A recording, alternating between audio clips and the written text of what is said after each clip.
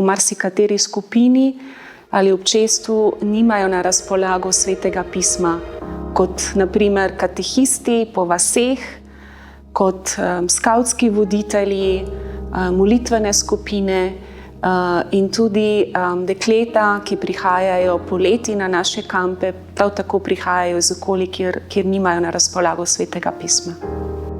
V deželi Teranga, gostoljubni deželi, kot jo radi imenujejo Senegalci, je večkrat vprašanje za vsakdanje preživetje.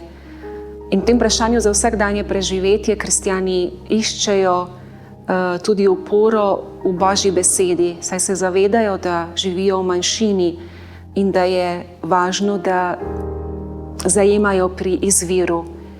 Zato bo vsako Sveto pismo z Božjo besedo dragoceno, da bi Senegalci in Senegalčanke lahko bile sol zemlje na zemlji, ki je večkrat izsušena, a ki išče pot do izvira.